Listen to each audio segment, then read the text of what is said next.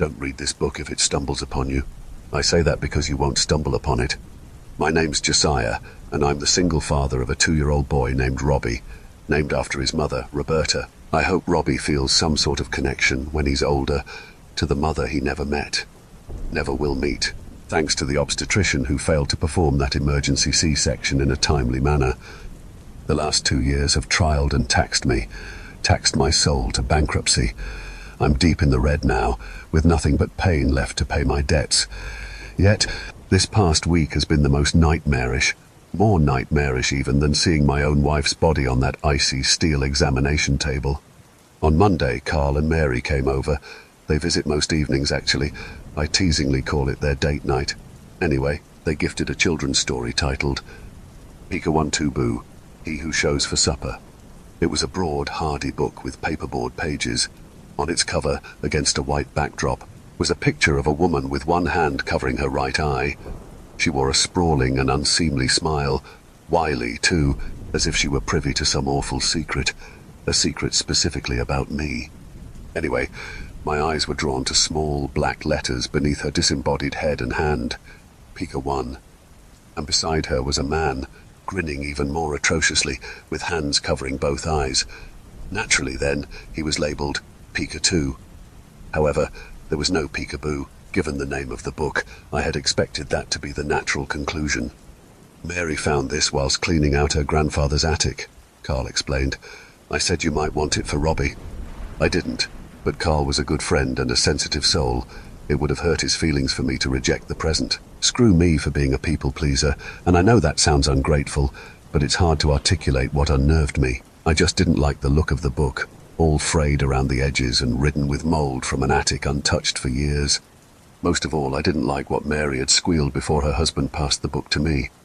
I used to love this story as a child. Would have kept reading it forever if Grandpa hadn't hidden it from me. What an odd thing to say, I thought. Only it wasn't odd. It was, in some unexplained way, downright terrifying. I sent my 2 closest friends home around 6 in the evening, as I wanted to put Robbie to bed, also wanted to be alone. I love the heck out of Carl and Mary, but they fuss and fuss until my head pounds, and I reflexively reach for Mr. Merlot, my dearest friend of all. Anyhow, just before bedtime, I started reading Peekawuntubu to a giggling Robbie as he squirmed in my lap. The 8-paged book told the tale of a bizarre man named He Who Shows for Supper. He shows when you need him. Shows for supper and rest.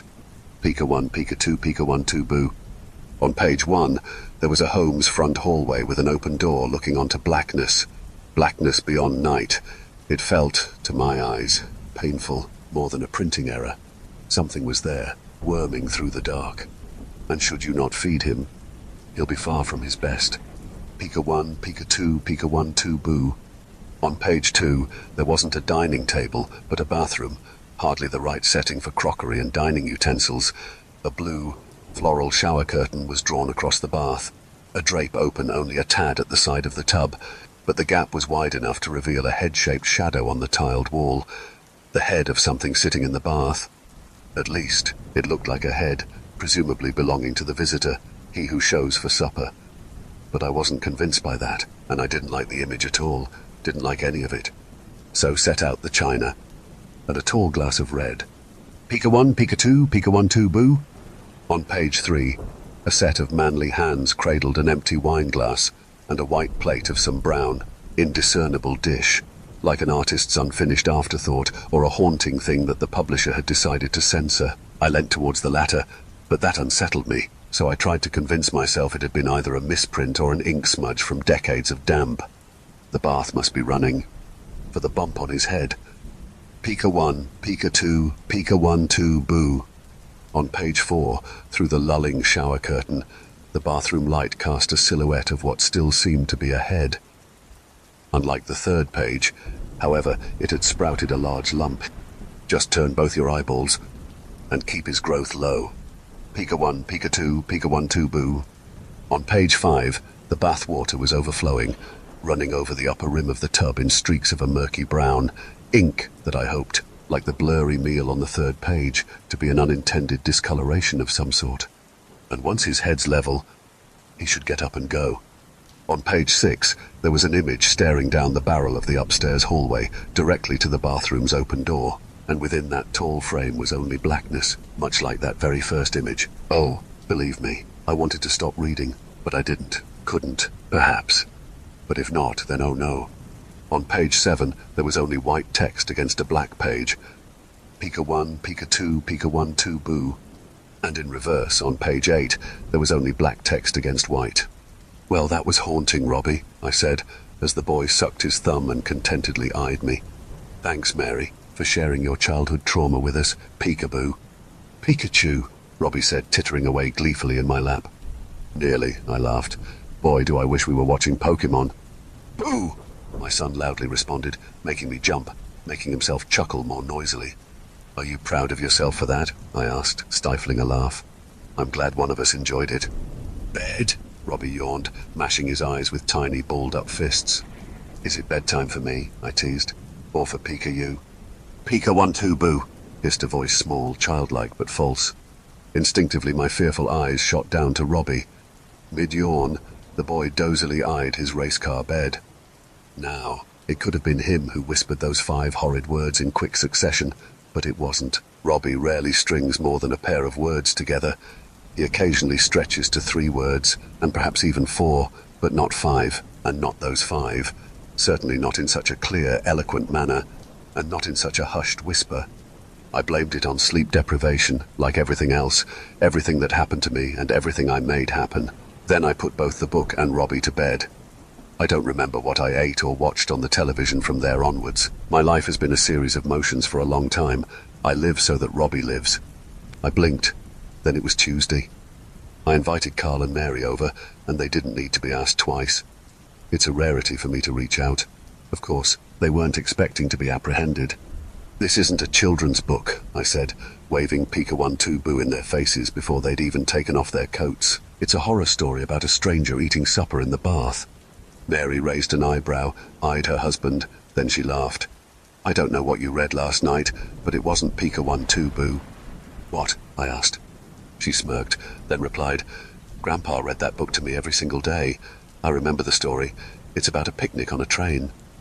I answered by thrusting the book into my friend's hands, and she rolled her eyes before skimming through the pages, but her face quickly whitened. What? She whispered. Josiah, this isn't... I don't understand. This must be, I don't know, some other book in the Pika 1, 2, boo series. Well, you tell me, I said. You gave it to me, this haunting thing. You sound just like Grandpa, Mary smirked. He hated it too. I even caught him throwing the book out once. It ended up right back in the living room, though. Gosh, you should have seen the look on his face when it showed up, like he'd seen a ghost. Something deeply unnerved me about that anecdote, and I was so focused on Mary that I didn't even realize Carl had the book in his hands. He shows when you need him, he read, for some... But before my friend made it any farther, he was interrupted by knocking on the front door, something that made Mary and Carl chuckle, and part of me, the part that still believes in some way that monsters live under my bed, expected to see a man at the door. But it was the pizza delivery boy, standing in the rain and frowning as thick, murky water poured off the lip of the awning onto his face. It was, strangely, muddying his face, and he quickly shoved the boxes into my hands before scurrying away. Well, obviously, I thought my home's exterior might need a clean. However, when I stepped off the porch to take a look, I was also muddied by rain from the very sky above. Water just as filthy as that trickling off the edge of my awning, brown paste marring my skin. And strangely, as I looked out at the neighborhood beyond my property line, the rain looked clearer, as if some dirty cloud were hanging only above my house. Josiah, Carl called from the other end of the hallway, the pizza's getting wet. And so are you, Mary added. Right, yeah, you too, he chuckled. You look filthy, mate. Get inside. Wednesday was a quiet day. I noticed the hollow wine rack in the kitchen, which incensed me to send a scathing group message to my 2 friends. I told them never to steal from me again, then I tossed the phone onto the sofa. Instead, I narrated Pika 1, 2, boo to Robbie, as I needed a distraction from the throb in my skull, the withdrawal symptoms, I suppose. I don't have a problem. I'm just grieving. Anyway, when I got to the 4th page of the book, Robbie's chortling voice vanished. Bed now, Robbie interrupted coldly. I smiled. Too scary. We're nearly there, Robbie. Just a... My son's tiny hand fell atop mine like a pet's paw and stopped me from turning the page. Then he gave me a look. Looked at me with adult eyes. I don't know how else to explain it. There was a sense of knowing in them. A 2-year-old's eyes should be shallow, too shiny and new to have experienced anything, to have been weathered. But Robbie's eyes had seen something. That was the story they told. "No!" he shouted. We both had an early night. On Thursday, I was entirely stunned when Robbie wanted to hear the story again. "Really?" I asked, laughing. "Last night you really didn't want—" "Book!" he cried. "I'm fine with that," I said calmingly, "but what do we say first?" "Please," Robbie replied. I nodded and began to read. He shows when you need him, shows for supper and rest. Like Carl, I was interrupted, but there came no knock on the door this time. What cut into my narration was a breeze whistling into the room. It startled me, as I was certain I hadn't opened Robbie's bedroom window, not given the frosty weather. "Daddy!" Robbie cried, pointing at the open book resting on the duvet. "Book!" I closed the window and frowned a little as the chill remained. Not from the air that had already slipped through the opening. No, this was a fresh breeze seeping into my home from somewhere else. "Daddy!"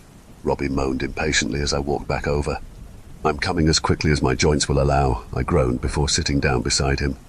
When I picked up the book, I frowned. It was open on a different page, page 3, and the paperboard was damp, seemed to be getting damper in my fingers, as if something were dripping onto it from a hidden place. "The bath must be running for the bump on his head," I read in a low whisper.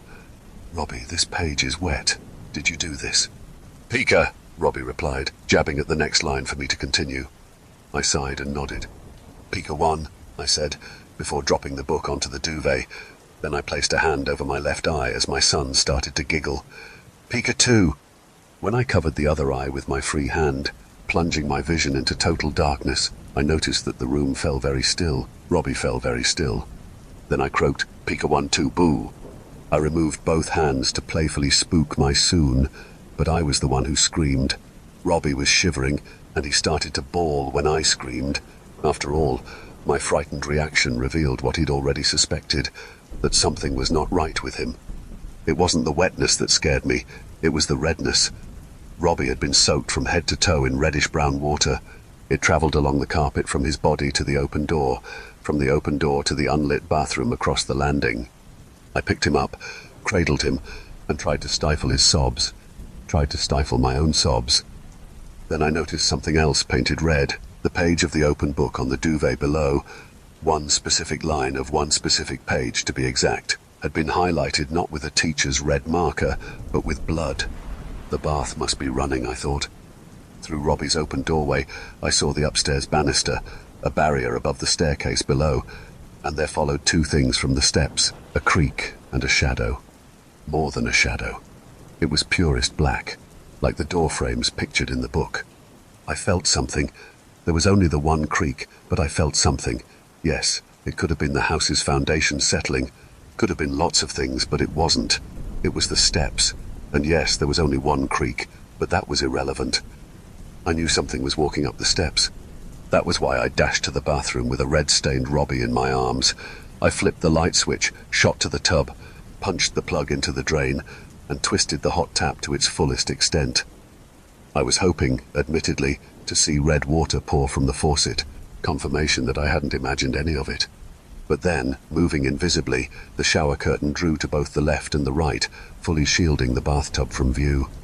I stumbled backwards, pressing Robbie's face deeply in my chest so he didn't see. I didn't want to make his bawling worse by screaming, but heaven knows I nearly did.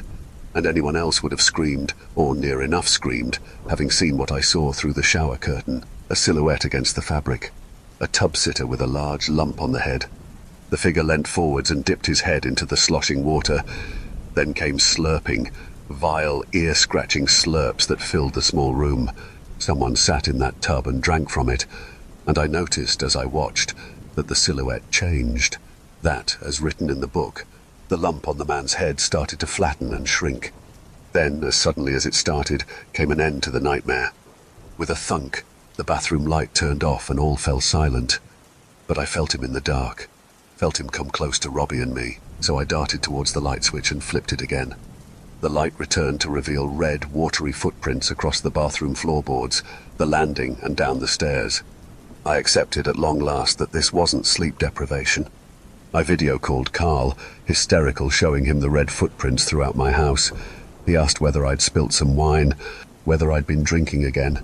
We exchanged words and I hung. On Friday, I didn't go to work.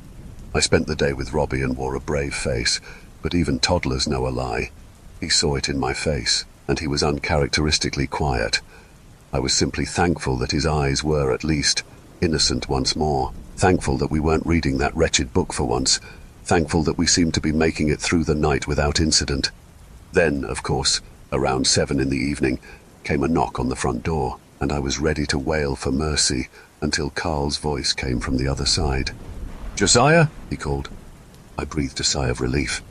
"Look," Carl continued, "I'm sorry for the way our call ended last night. Mary's worried about you. I'm worried about you." I panted heavily.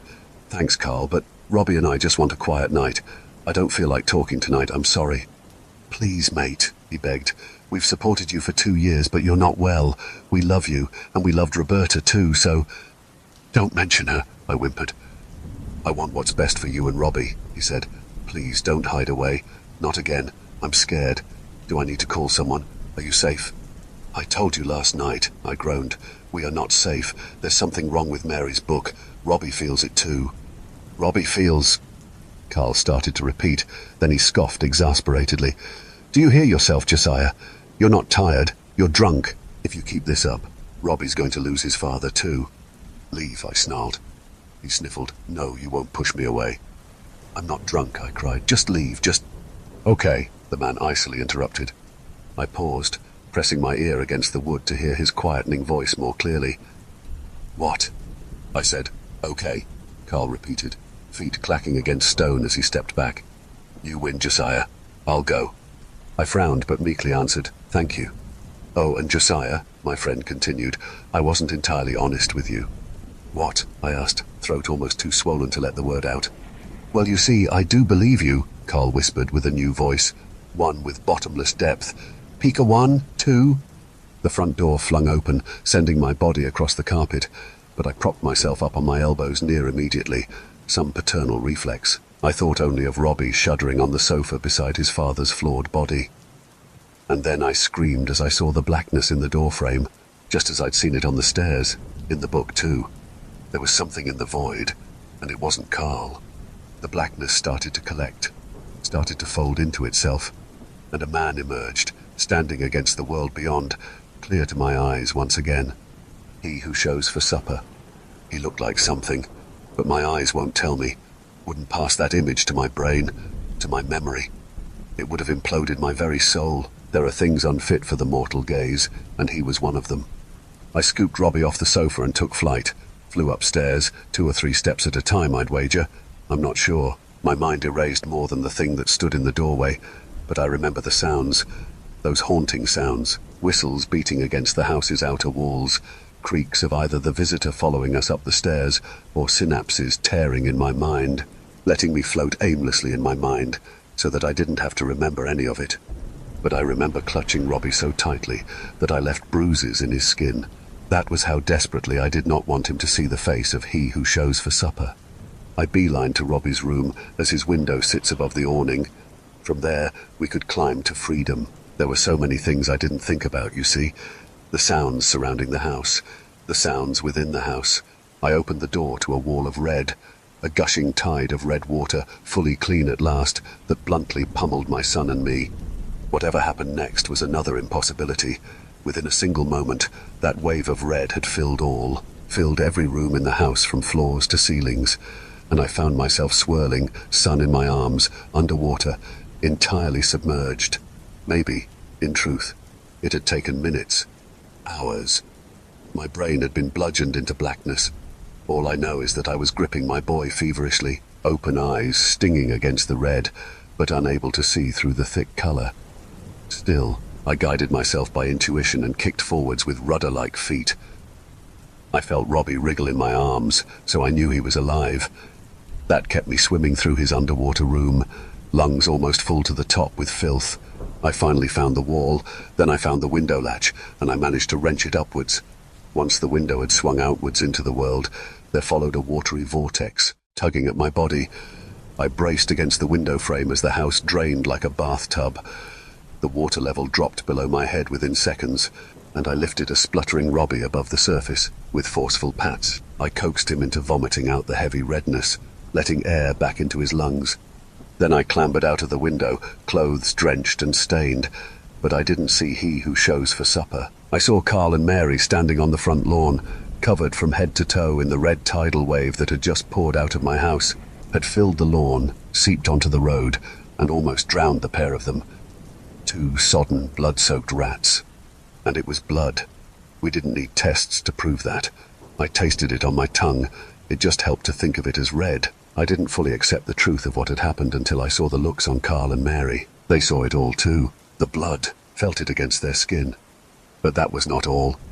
As if woken from a deep sleep, Mary recalled something deeply buried. Her grandfather had once told her of a train journey that he took with his brother many years earlier, one that ended in his brother's disappearance. And in the pages of Pika 1-2 Boo, her grandfather told her that there lurked details which haunted him, things far too linked to his own life. He said a man came for him, Mary whispered, still soaked in blood like the rest of us.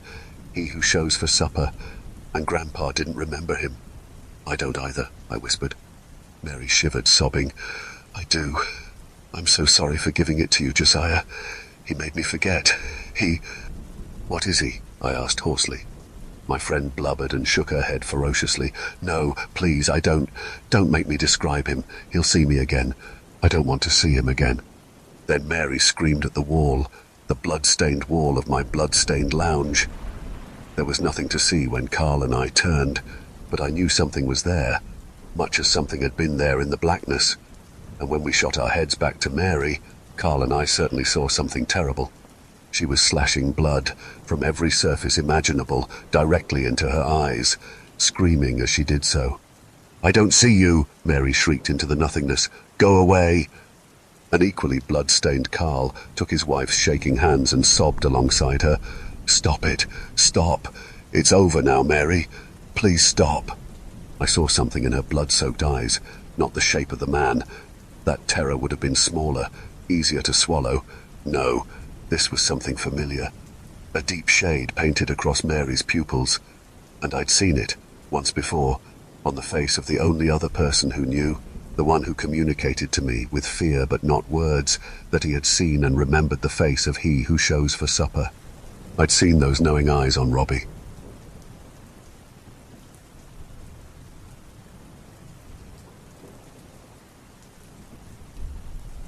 I just texted my drug dealer a few minutes ago. Haven't hit him up in almost a year.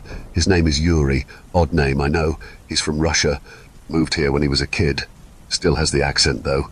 I call him Chekhov. He hates that. He's a nice guy if you can get past the whole sells drugs part. I've been sober for the past year. Now I'm sitting on pins and needles, waiting for him to respond. Maybe he's busy. Maybe he's ignoring me. I did sort of drop off the map. I'd be pissed if one of my friends did that to me. Can you even be friends with your drug dealer? I guess it doesn't matter. In the end, it all boils down to simple math. I provide the cash, he provides the product. Capitalism at its finest. Heroin was always my coffin nail of choice. I may have told him that I needed a lot. I may have used an excessive number of exclamation points. Money isn't an object now, due in part to narcotic craving tunnel vision. All that matters is the end result. All that matters is that I jam enough poison into my arm to ease me into that warm good night. If you're currently wondering what would cause such a tragically stereotypical relapse, you'd have to look no further than my father, the congressman. Politics, you see, was always more important to dear old Dad than, I don't know his family. My father spent decades crafting a meticulously false public image that he could sell to the God-fearing conservatives that make up this wonderful nation of ours. Dad was a Republican patriot by day and an alcoholic, wife-beater by night. He laid into my mother like it was a second profession. Everywhere went for the liquor cabinet. I knew that violence would soon follow. She never left him. I guess that was an impossibility. All she could do was take his drunken attacks and do her best to put the pieces back together once he finally got tired of hurting her. One night I remember in vivid detail coming down. the stairs to find him on top of my mother. She kept struggling as he tried to clumsily rip her clothes off. When he finally saw me standing there, he told me that he and my mother were just having an adult conversation. He told me to go back upstairs. I didn't go back upstairs. Something about that look in my mother's eye, the sheer helplessness, it caused something to snap inside of me. I ran at my father and attacked him to the best of a 9-year-old girl's ability. He threw me into the bookcase. I guess that sobered him up because he stopped soon after. I think that was the night when my mother and I finally had enough. I would voice my anger through a subsequent life of juvenile delinquency. Mum, she showed her resentment in a less subtle way. She killed herself using my father's .44 Magnum, the congressman. Being both a fan of Clint Eastwood movies and the Second Amendment, found himself suddenly between a rock and a hard place. The religious implications of suicide, the political implications if he said it was an accident. I cared about neither. I was just angry that she acted out of her own self-interest, leaving me to live alone with my father in the process. My teens were about as militant as you think. I renounced God, picked up a smoking habit, and made it public knowledge that my premarital escapades had yielded unexpected results. I found out I was gay. This revelation was met with the expected backlash. It wasn't until my father walked in on me and a classmate upstairs 69ing each other instead of studying that he finally decided to bring down the wrath of God. That was accomplished when he sent me to St. Alda's girls' school. I don't know how he came across the place. The school was hidden in the rural abyss of upstate New York. St. Alda's had all the common trademarks of a Catholic boarding school: non-revealing uniforms, cultish rituals, and food that tasted like it was made in a concentration camp. Even with such obvious tropes, there was something that eerily stood out beyond everything else. All the girls there were in a constant state of fear, something I never understood. The Gestapo-like nuns that patrolled the schools, strict as they may have been, offered very little in the form of intimidation. I was determined to continue my unbroken streak of rebellion. I stole, I cursed, I defaced. Any and all forms of discipline were just met with further troublemaking. The other students avoided me like the plague. I relished in it. The only person I connected with was a girl named Ruth. We shared a room. While our interactions were scarce in those first few months, we eventually bonded over a shared love for the band Green Day, all in confidence, of course. Our shared camaraderie eventually took a turn for the intimate one night, when we found ourselves making out under the covers. Ruth stopped me before things could go any further. I sat up and watched as her demeanor take a sudden shift from highly aroused to frantically distraught. Tears streamed down the sides of her face as she nervously began to ramble on about the sin that we had just committed seconds earlier. When I tried to assure her that everything was going to be okay, she responded by shaking her head back and forth so hard I thought her head was going to suddenly pop off. She starting ranting about how the sisters would eventually find out, how the sisters always find out. She told me that they were going to take us down to the secret room, a place where bad things happened, the room that sinners were taken to. I had never heard of such a place. It was the opposite for the girls of St. Alda's. For them, the room represented unseen horrors for those who deviated from godly behavior. It was a living dread that infested every nook and cranny within the aged walls that shared more in common with a prison than a school. The room was said to be the resting place of the sleeping nun. Nobody knew how long she had been locked away, what her name was, or if she even had a name. The sleeping nun never spoke, never woke. She never even moved. She remained in a perpetual state of sleep at all times. They said that she was gifted with the sight. She could see directly into a sinner's heart without ever opening her eyes. This was something that could only happen once the disobedient went to sleep. There was even a song the girls sang amongst themselves. The sleeping nun lies locked away. Confess your sins or else you'll pay. Don't stray from God. Don't leave his feet. Don't close your eyes. Don't go to sleep. In the days that followed, Ruth continued to insist that we confess our sins, in the hope that the sisters would have mercy on us. Refused, never fearing that our actions would carry any serious repercussions. 2 nights later, I awoke to find multiple sisters holding me down while they placed a bag over my head. I could feel them dragging me from the bed, dragging me out of the room while they chanted Bible verses in unison. This continued for what felt like a lifetime. I would eventually get thrown down onto a hard surface. After a few minutes of silence, I took the sack off my head. The sisters would be nowhere to be found. I was laying on the cold, damp floor, the interior of a room that reminded me of a dimly lit dungeon. The only light came from a single, flickering candle that swayed back and forth on an antique nightstand.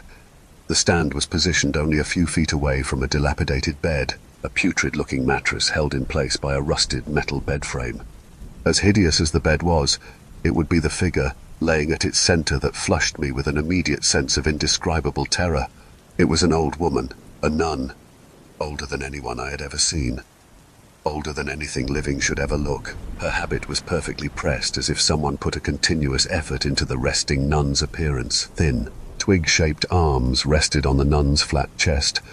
This image invoked memories of a mummy on display in a museum. If I hadn't been paying close enough attention to see that her midsection had just the slightest indication that she wasn't a corpse, my attention would suddenly be diverted towards a dark corner of the room, where another figure sat in an upward fetal position. It was Ruth. She had gone to the sisters about what happened between us, only they weren't as forgiving as she thought they'd be. Before I could rush to the door, Ruth disclosed the fact that the door was bolted from the other side. We were trapped. Ruth was worse than I had ever seen her. She repeated the same words over and over again. "We can't go to sleep," she said through gritted teeth. "We can never go to sleep." We were locked in the room for 2 days without food or water.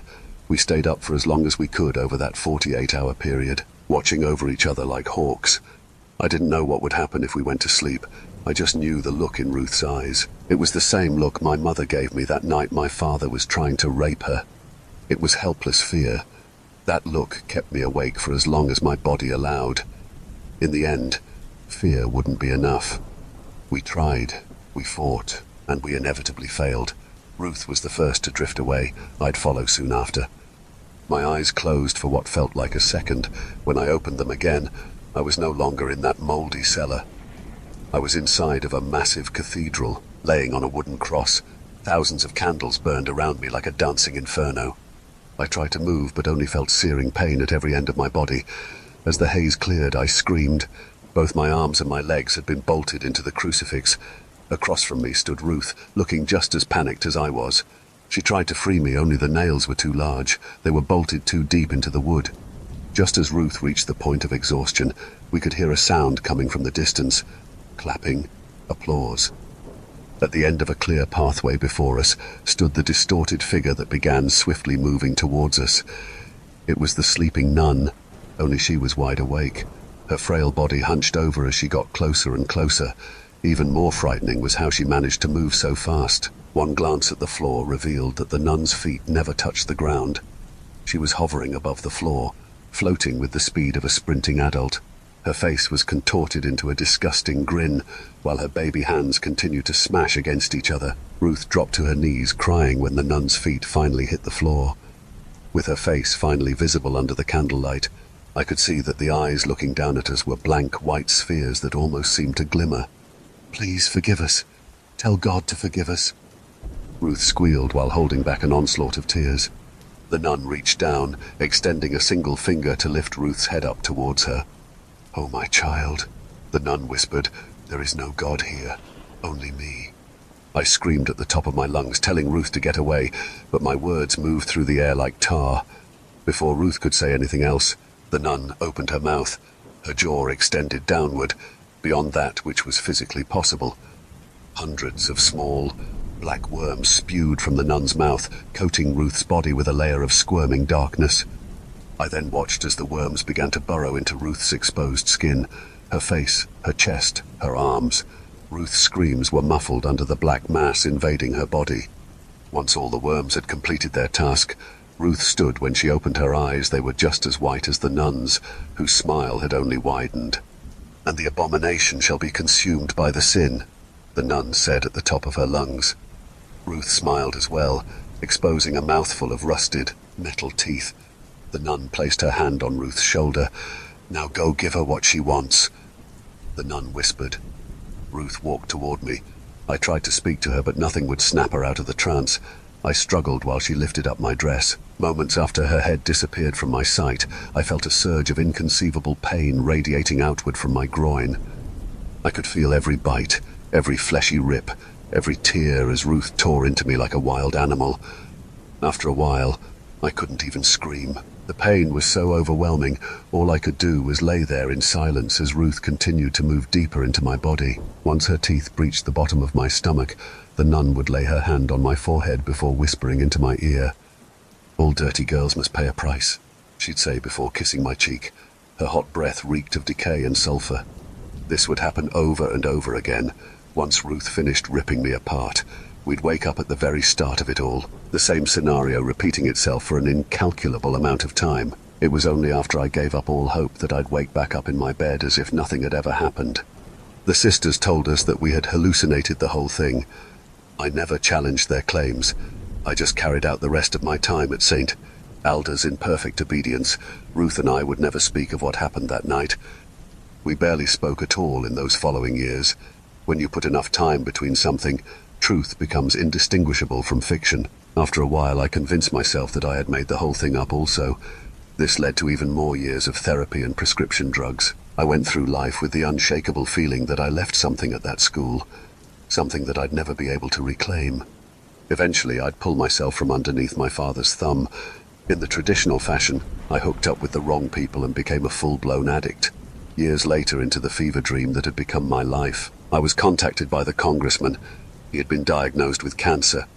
As much as the thought of the old bastard wasting away gave me a semblance of joy, I still agreed to see him one last time on his deathbed. He told me that he knew all along about the events that transpired at St. Alda's, and that he was truly sorry for what happened to me there. He would die 3 days later.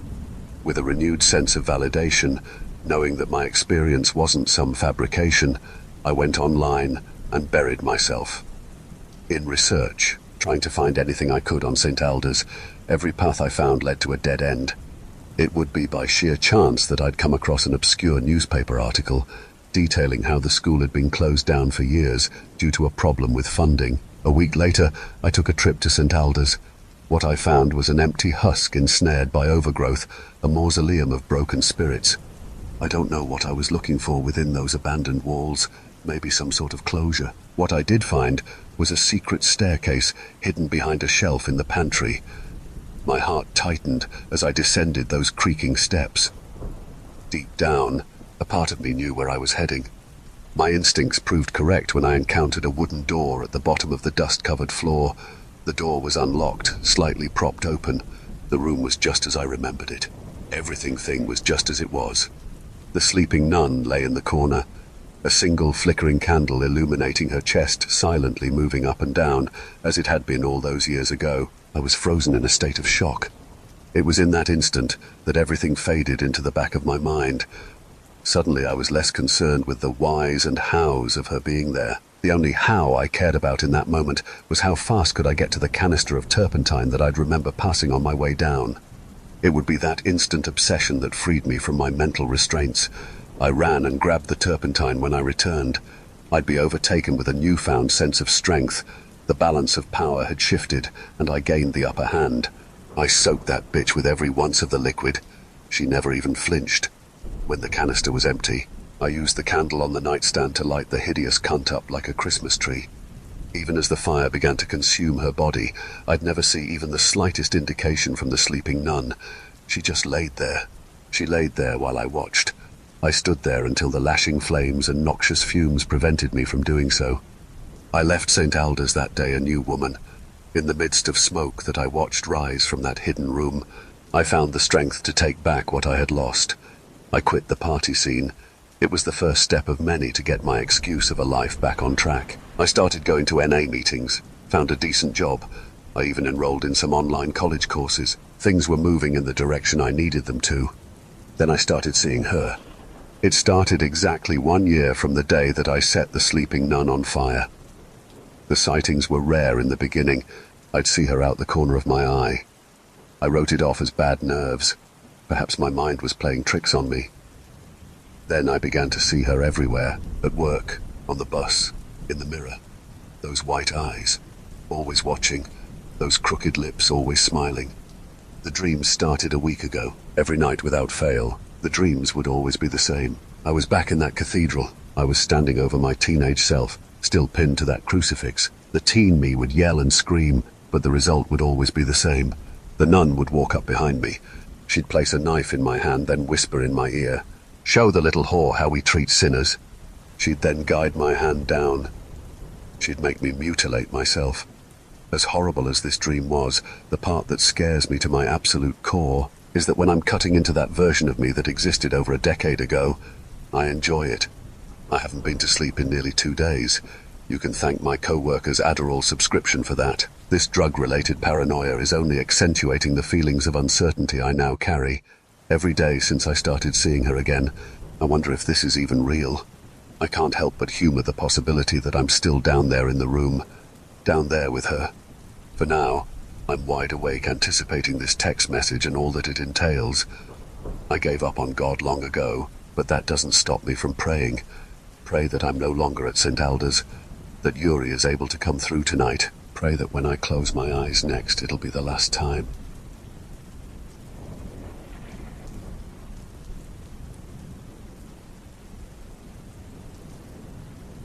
I didn't scream when Deb brought out the platter. The dish was large, white, and decorated with little porcelain angels, the good china for special occasions. I had thought there was something grotesque about those little porcelain angels before Deb set her masterpiece upon it. It was the conflict avoidance in me that stopped the scream, but it didn't stop my jaw from dropping. "Mom, you said you weren't going to do this time," Derek said through his hands. "Well, no, I told you on the phone. We had a surprise visitor yesterday," said Deb. "Bet you never saw a Thanksgiving turkey like that in Minneapolis," Trent grunted at me, before smugly, theatrically stabbing into a roast arm with his fork. He seemed pleased that I didn't have a response. My mouth just wouldn't form words. I couldn't move or speak. "I didn't..." Derek finally took his fingers off of his nose. "You said, last month, that you were going to do a turkey this year."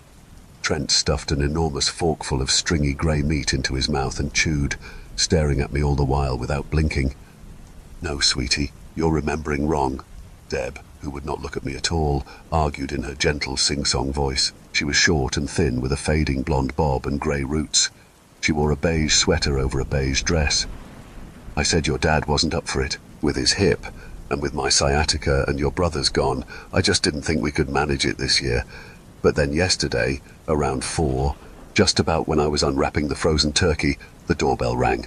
"Trent, please." Deb slapped Trent's hand as it reached for another big forkful of meat. "Wait till I carve some for everyone first, for Christ's sake." Poor Lexi is sitting there thinking, "Oh, these redneck McCabe's, bunch of barbarians raised in a barn." "It's fine," I said automatically.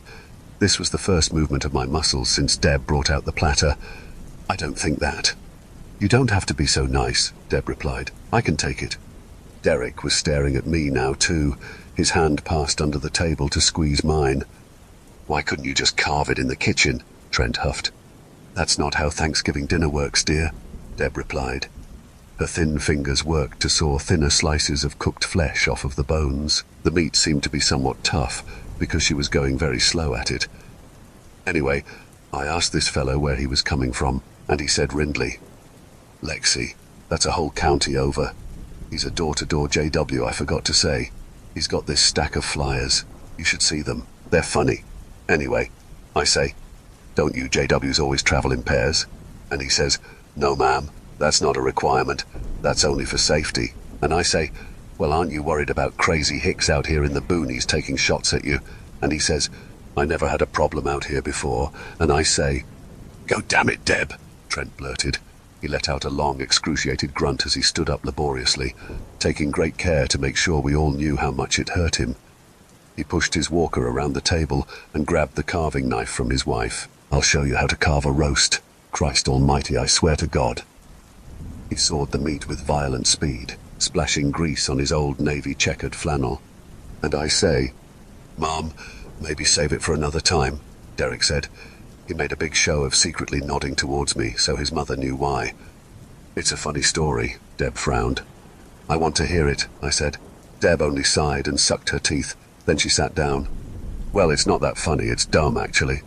"I still want to hear it," I said. My phone buzzed in my dress pocket, and I pulled it out instinctively. "I'm so sorry, this is awful," the message read. It was from Derek. He squeezed my hand again. I took mine away. "She's calling the cops," Trent said. "Told you?" "I'm not," I said. "I just got a text." "Surprised you can get texts out here," Deb said. "Most people can't. Too far out in the sticks." I can get them through Wi-Fi, I said. I'd gotten the password off of their fridge when I arrived. It was under a magnet that said, "Never mess with a Pisces woman who was born in March and is allergic to stupidity. They'll never find your body." I also think I still have bars, though, too. I was getting sick of Deb acting like this suburban McMansion was so far from civilization, it might as well be the middle of Alaska. We were 35 minutes from Grand Rapids, tops. Gals try to call the cops sometimes, Trent continued, breathing heavy now as he struggled with the roast. He wasn't doing much better than his wife at it. Sweat dripped from his wispy brown crew cut into his piggy eyes, but he refused to slow or stop. They don't last very long. By the time the cops get to our door, we've already got a whole new Thanksgiving meal to serve up to them. Okay, I said. He raised his eyebrows, as if to accentuate that there was an implication there that I should pick up on. Dad, Derek said, she's not calling the cops. The thing I didn't like about Derek's dad most was the way he said everything like he'd rehearsed it in his head a lot beforehand. Sometimes, Derek could sound just like that.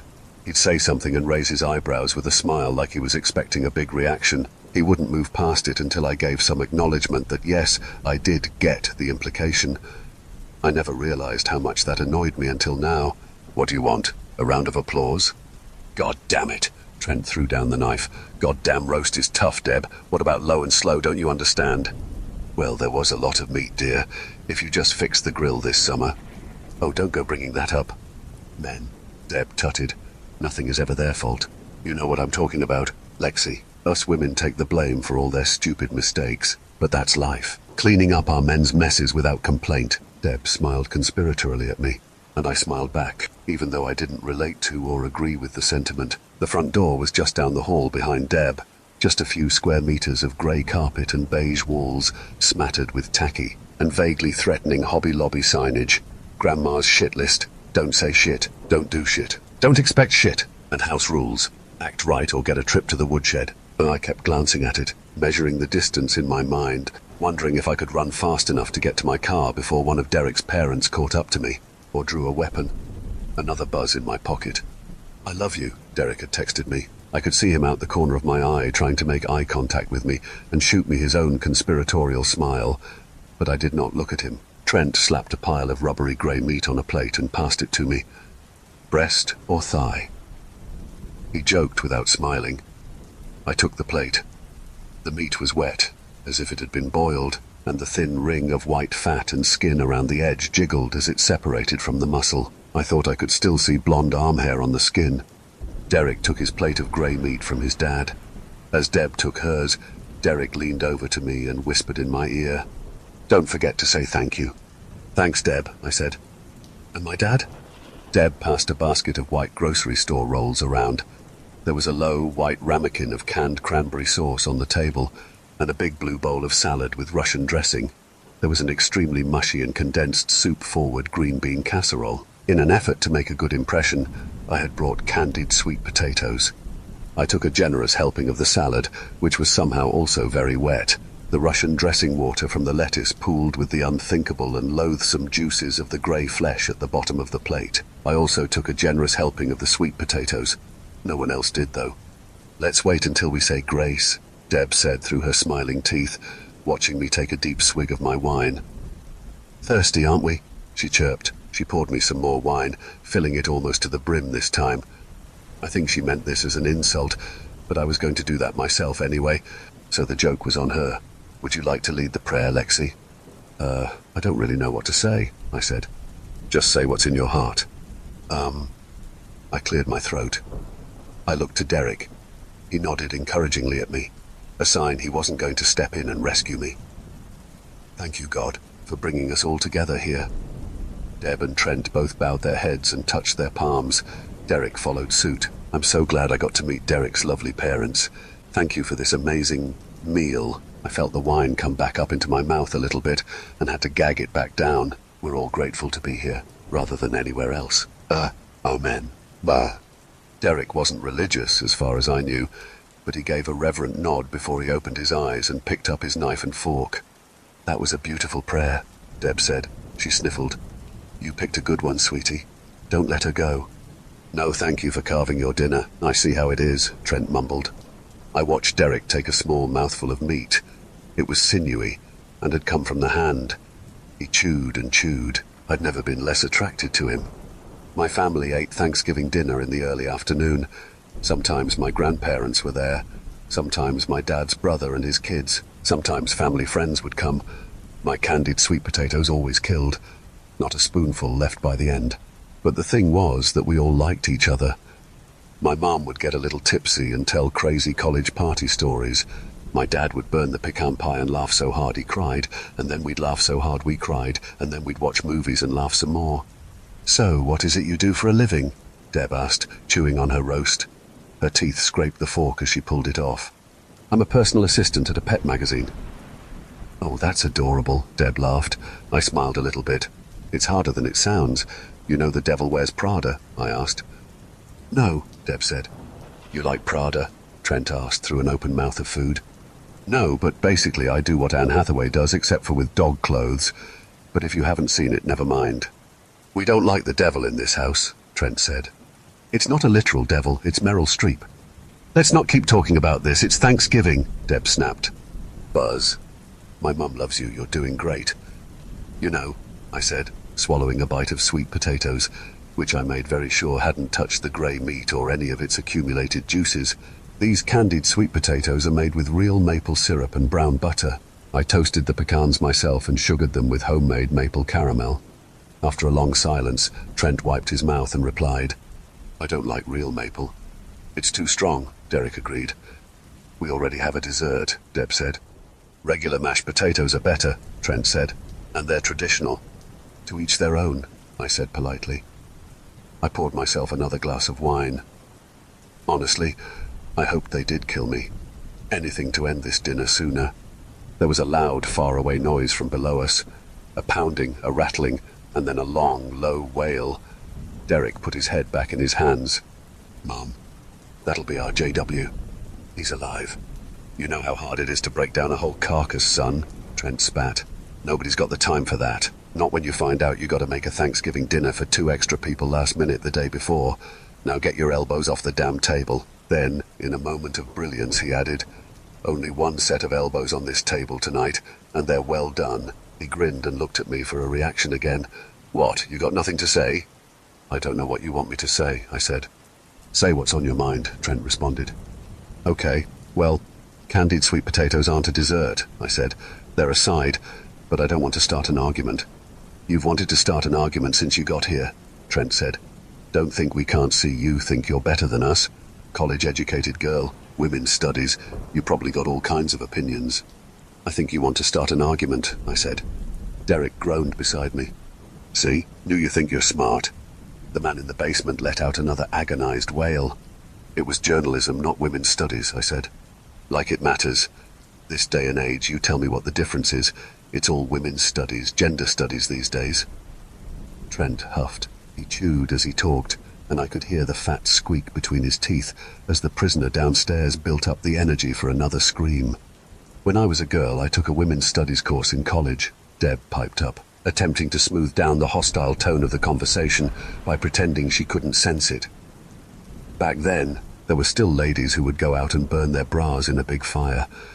I understood feminism when it was about equal rights, but I look around today and, well, hasn't it gotten out of hand? You know how it is, Lexi. You're a pretty girl. You don't shave your head or pierce your eyebrows or anything like that, do you?" The Jehovah's Witness wailed in the basement and rattled his chains. "Would you shut him up?" Trent snapped at Derek. "Me?" Derek said. "Dad." He gestured at me, like that would sway anyone here. Trent's big lumpy face was stony as a gargoyle's as he gestured at his walker. He wouldn't be able to go downstairs with his bad hip. "I'll do it," Deb said. "It's my mess. I'll clean it up." She stood up and pushed in her squeaky beige chair. "No, Mom," Derek said. "I'll do it." He looked at me, then looked away quickly, towards the grey carpet. Derek grabbed the carving knife from the roast and wiped it on his napkin. Then he headed towards the pantry door. "That's my boy," Trent shouted, without any real pride. "Sure hope you're loyal to him." "Lexi," Trent said to me once he was arguably out of earshot. "Most women these days." "I'll go with him," I said as I stood, almost knocking a fork off the table. I hurried after my boyfriend through the dinghy. grey-tiled kitchen, past a hanging wood sign which read, "In this house we believe, no crying, no whining, no back-talking," and catching him before the secret door behind the rack of very expired dry goods swung shut. "Lexi," Derek said, 4 steps down the creaky wooden staircase. The man's screams were louder and more frantic now. "I'm so sorry about all this." "Is this normal for your family?" "No, I mean, the ritual cannibalism is just a Thanksgiving thing, I promise. And my mom said she wasn't going to do it this year. I thought it would be fine." Derek smiled wanly. I didn't like the way that smile looked on his face. Honestly, I didn't like his face very much anymore. I could see his dad's meaty forehead and his mum's thin nose. I could see Deb's wide cheekbones and Trent's lipless mouth. "You don't have to do what they say," I said. "It's not that big of a deal," Derek replied. "It's just family stuff, you know." I didn't. "Derek," I said, "I don't like your family." Derek looked hurt. "I know this is a lot," he said, "and my dad is being an asshole, but you don't choose your family." "I mean, why not?" I said, following him as he carried the knife down the stairs. "What's the alternative?" Derek said. "I turn my back on my mum and dad." "No, never. I believe in loyalty, Lexi. Even when people aren't perfect, even when I don't agree with them. I don't agree with you all the time, but we're still together." "Well, don't expect me to come to any future McCabe Thanksgivings," I said. "I understand why you'd feel that way after today, but you might change your mind when they're your family too." Derek stopped at the bottom of the stairs. He looked up at me with his big, dopey eyes. "Derek, Lexi, this isn't how I wanted to do this, but you've seen the worst of my family secrets, and you're still by my side. So will you stay by my side?" Derek was doing that thing again, that Trent thing, where he said a line and waited for my reaction. "Let's just get out of here," I said. "Will you stay by my side?" He repeated like maybe he thought I hadn't heard. "For the rest of our lives? I just want to go. I'm asking you to marry me." "I have ears, Derek," I snapped. It was the first time I'd ever snapped at him. I never snapped at anyone, especially not him. His expression didn't move an inch. He was smiling for some reason, like this was the happiest day of his life. "Then say yes," he said. "No, I don't want to marry you," I said. "Because this is where I come from." He swallowed, shaking. "No, because this is who you're choosing to be," I replied. Derek hung his head. The knife drooped to his knee. "Things aren't that black and white, Lexi." I clapped my hands over my ears as another shriek boomed through the basement, close now. Derek sighed. "Fuck," he said. He hurried into the basement proper, and I followed him.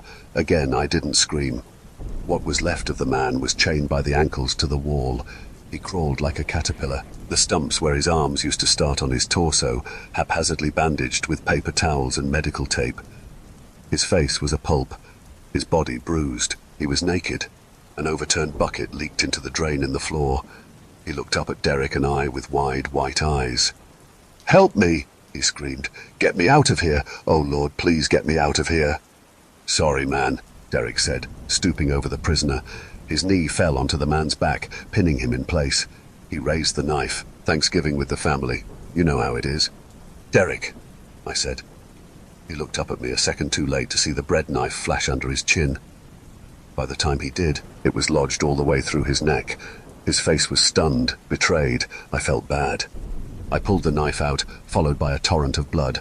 Down it went, towards the floor drain. Derek dropped down to both knees. He clutched his neck. He didn't scream. "Don't make a sound," I said to the armless, naked prisoner, who had been screaming a lot until then. He'd rolled away to the side as soon as Derek's weight was off of him. "If you stay quiet, we'll be out of here in time to finish Thanksgiving with our own families." The man spat bloody drool. "Jehovah's Witnesses don't celebrate Thanksgiving," he managed. "Yeah," I said. "I think you're onto something with that." Derek twitched and gurgled. Then finally he stopped. I imagined my own family at home, topping off the evening with hot toddies and bad cable TV Christmas movies. "Lexi, Derek," Deb called from upstairs. "We're cutting into the pie.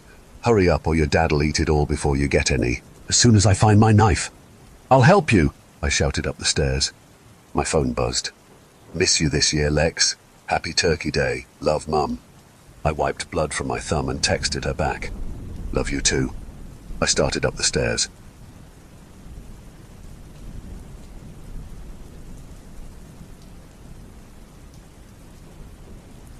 It might have been a Monday when he started. Usually the new ones start Friday, but he missed the intake because some psycho lady shot his pop in the leg with a rifle. His nan needed looking after 24/7, so he had to stay home. That's what Shelley said she'd overheard Pamela say to the other office lady.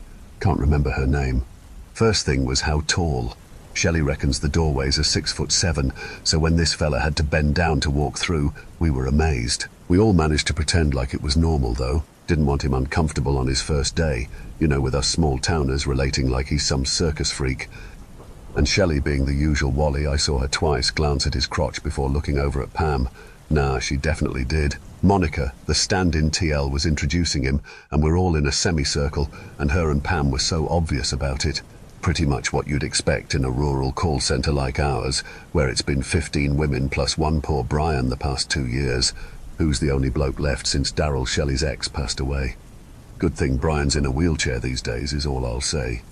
Ashton was his name. He didn't smile or say much, just followed Monica around with a kind of lurch vibe before sitting at his pod, where he didn't move the rest of the day. Our pods back then were 6 to a large desk split by these flimsy partitions, and Ashton's PC was on the other side behind me, 2 pods down. So that's if I turned around it's Katie, and Ashton was over the other side at the wall, next to Shelley. Good old Shelley. Oh, and the other office lady's name from before was Tina, just remembered. So it wasn't much out of the ordinary, unassuming as he was physically imposing, basically. When Shelley brought her Anzac biscuits in special because it was his birthday, I'd say that's when he came out of his shell finally. Weird thing seeing him get animated all of a sudden. He didn't eat any though, just wrapped several in tissue paper for his nan. We even exchanged a few words on break the next day, me and him. He was waiting for the water to boil, and we laughed about how shit the instant coffee was. Fucking international roast. I remember thinking, you know what, he's actually not that creepy when he laughs. After the ice was broken, he asked about Shelley more than anything else. Figured he didn't realize how obvious he was making out that he fancied her back, and I didn't mind helping. About 5 years ago, Shelley's ex-hubby ago ran off with a younger lass, so good for her. Best I could do was play wingman for her and younger bloke without making a big deal out of it. Some of his questions, though, wish I'd written them down. They weren't all normal, put it that way. This one in particular wanted to know all about what colours Shelley wore the most. Like how often she wore a green dress, how often she wore this weirdly shaped green necklace, how often she baked for the office, and what was she wearing on the days she brought homemade goodies in, like those Anzac biscuits. He snuck them questions in so naturally that I didn't notice till later how strange they were. I can remember the colour one because it turns out he was colourblind. He did like Shelley, he told me, and because he could only see certain shades of brown and grey, he preferred getting to know people first of all through the colours they wore, especially people he liked. This is what he says to me. When something is harder to focus on, you can learn it on a deeper level, he explained. Guess he must have learned a lot more the harder way in life. Way over my lazy head, plus sounded like some bullshit, but this about brings us up to speed. Shelley didn't show this morning, and it's been over a week since anyone's heard from Ashton. He just stopped coming in. His pop passed away not long after his 2nd birthday here. About 2 months ago that was, and he wasn't the same after that, and then he kept getting worse. Last I saw him he was gaunt, hunched over, even more than usual, and barely acknowledged me. Looked like a cold death barely warmed up. Our regular TL Donna confided one day that she didn't know what to do with him. His performance had dropped so much that he was failing every KPI metric, even though he'd had the best first year out of any of us, apparently. And then Shelley. I figured the two of them finally met outside of work, because she was buzzing all of a sudden. She also rather curiously started wearing a lot more green. Not sure I'd have noticed if it wasn't for Ashton and his weird questions the previous year, but there it was. Every day it was some new green item, like new skirts or socks or a pendant she had on. And she started packing on the kilos too, which could only mean she was baking extra, which all us girls knew she only ever did when she was shagging. Still, you'd never see that vibe from Ashton.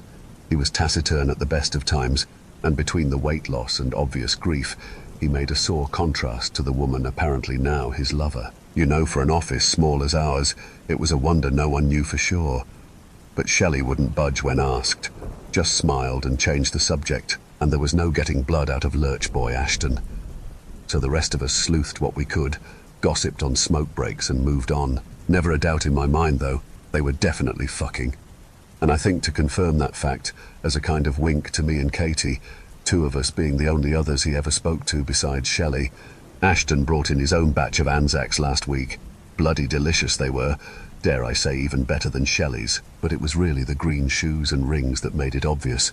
What he was communicating, maybe the driest sense of humour I've encountered, certainly the weirdest, was an old recipe of his nan's passed down the family, Ashton told me.